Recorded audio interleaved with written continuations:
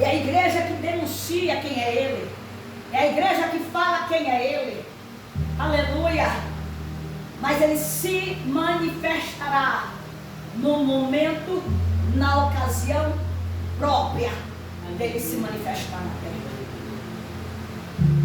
Enquanto o povo abraça uma nova ordem mundial, um novo sistema político, aonde há um novo sistema religioso, todos juntos, todas as religiões da humanidade junto, a igreja de Cristo não vai estar mais na terra.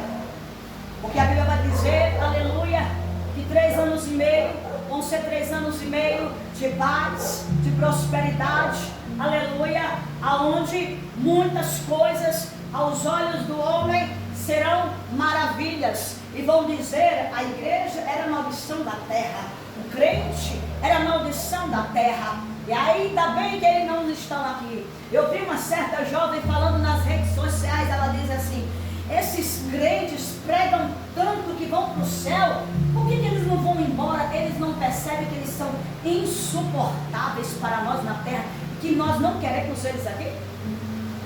Ela falou, irmãos, foi velha não, viu? Foi uma jovem mais ou menos, seus 16, 17 anos, falando dessa forma. Mas o crente verdadeiro, ele incomoda. A Bíblia diz que aquele que tem amizade com o mundo, ele é inimigo de Deus. Não tenhais amizade, aleluia, com aquilo que não se mistura. Água e óleo não se mistura. Então é a mesma assim, a igreja e o mundo não se mistura. Quando disserem que a igreja, aleluia, tem sido palco de amizade à humanidade, aos governos, você pode ter certeza que a igreja da terra, ela está abraçada com o mundo. Porque quem anda com Cristo incomoda o mundo.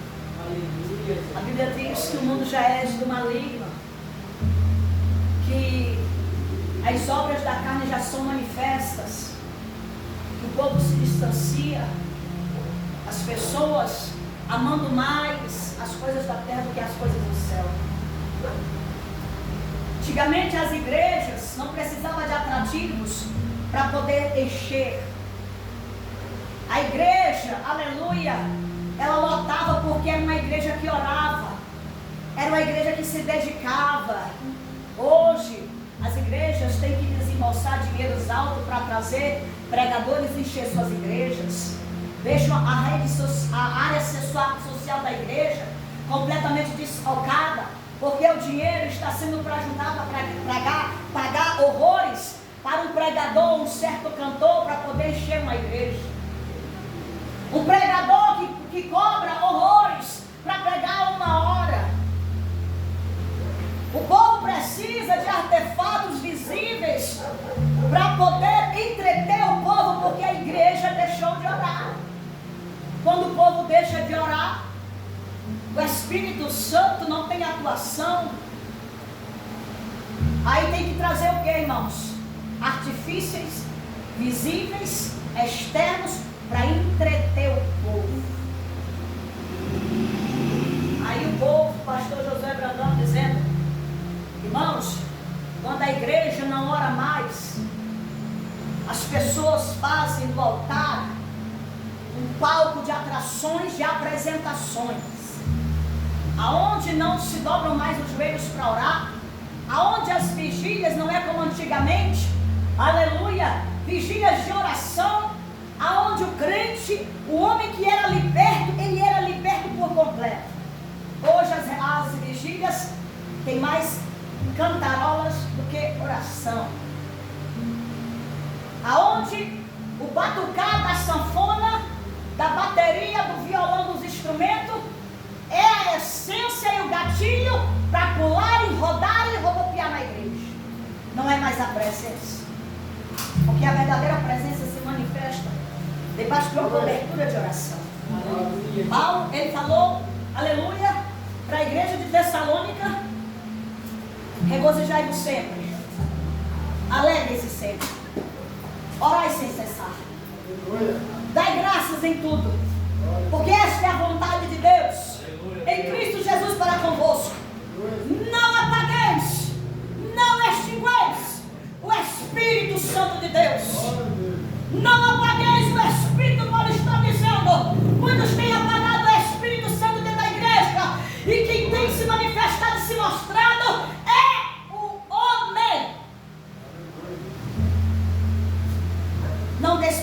as profecias, mas julgai-as todas. Aleluia. Retém o que é bom. O que não é bom, joga fora.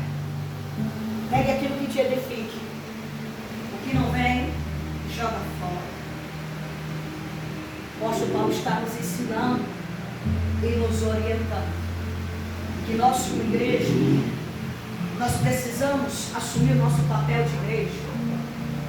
Nós precisamos assumir o nosso papel de embaixadores do reino de Cristo na terra.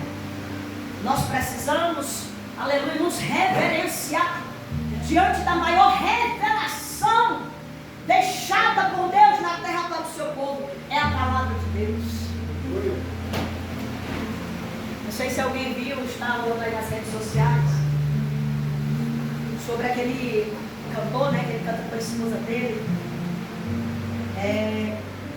Ele ia ministrar a palavra, e na hora que ele ia começar a ler a palavra, levantou uma pessoa, começou a profetizar, coisas assim desconecta. O que ele fez? Ele esperou o rapaz profetizar, e depois ele disse: meus irmãos, a maior revelação, a maior profecia está sendo aberta agora para nos ensinar, nos orientar, nos revestir, nos curar. Então, enquanto a maior revelação tem autonomia, prioridade aqui, não levante profeta, porque não é a verdadeira profecia. Aleluia. Eu concordo, irmão. Mas missionária, se alguém vai pregar a Bíblia e o profeta se levanta, está errado, está errado. Porque a maior revelação está entrando em evidência. Qual é a maior revelação? Se eu tenho diante de mim a maior revelação para ser entregue, a profecia, o dom da profecia, ele fica de lado. Para a maior revelação, maior profecia se manifestar em autonomia. Essa maior profecia e revelação, ela liberta. Ela desestrutura o coração do homem. Ela toca de uma forma profunda. Uma profecia não faz o que essa verdadeira revelação faz. É só toca.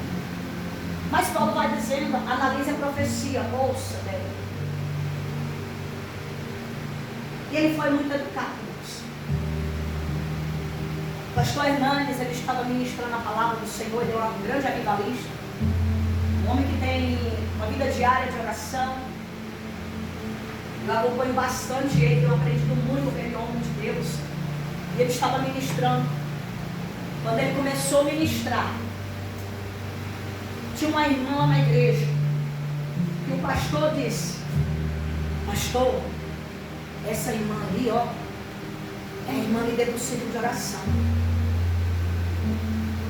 É líder de oração aqui na igreja. É uma mulher que tem muita revelação profunda de Deus. Uma mulher que Deus começa a usar ela no culto. Ela vai para lá, ela vai para cá, ela vai para lá, ela vai para cá. E ela começou a se levantar. O Espírito de Deus falou assim com ele: não sou eu que falo na boca dela. Pastor Hernandes se assustou. Senhor, como assim? Estou numa igreja, o próprio pastor elogiou essa mulher, colocou essa mulher lá no patamar. E ele disse: não sou eu que coloco, aleluia, palavras na boca dela. Mas é o espírito de adivinhação que tem falado aqui dentro. E tu vai desmascarar hoje. Ele tremeu na base. Meu Deus. E ele disse assim: Pai, tem misericórdia da minha vida, Senhor. Eu não sou nada, eu sou pobre. Eu não sou ninguém, Jesus. Ele começou a se prostrar e disse: Tu és Deus na minha vida. E tem sido alguém que tem se dedicado, tem se doado para o teu reino. Se eu sou profeta, se eu sou realmente alguém que o Senhor levantou na terra, Senhor, não me deixa essa mulher me envergonhar aqui. E ela saía na igreja, subia no altar, profetizava um e não chegava dele. Chegou na hora da pregação, quando ele começou a ministrar. E ele disse assim: Senhor, se essa mulher se levantar em profecia, eu vou repreender meu povo. Na hora que ele começou a falar da mensagem, a mulher se levantou no meio da igreja, gritando. Ele falou assim, estendeu as mãos e disse: ordenou ao espírito maligno que saísse daquela mulher. Na hora que ele falou isso, irmãos, pastor Hernani é vida diária de oração, 3 às 8 da manhã, todo dia. Um homem que tem experiências no jejum, que ensina muita gente. Um homem que tem a palavra. E depois quem procurar acompanhar o pastor Hernani Silva. Tem o Hernanes Dias, reverendo Hernanes Dias, que também é uma bênção, e tem o Hernanes Silva. Irmão, na hora a mulher manifestou no meio da igreja. Irmãos, o pastor não tinha nem, se ele tivesse um buraco para poder colocar a cabeça e colocar. Todos da igreja ficaram horrorizados. Pastor Hernanes Silva ordenou ao demônio e ele trouxe o corpo dela assim, ó. E começou a querer fazer bagunça na igreja. E falou. Quem falava na boca dela era eu, o Espírito falando. Então, irmãos, Deus não deixa ninguém enganado. Nem um homem de Deus, nem uma mulher de Deus.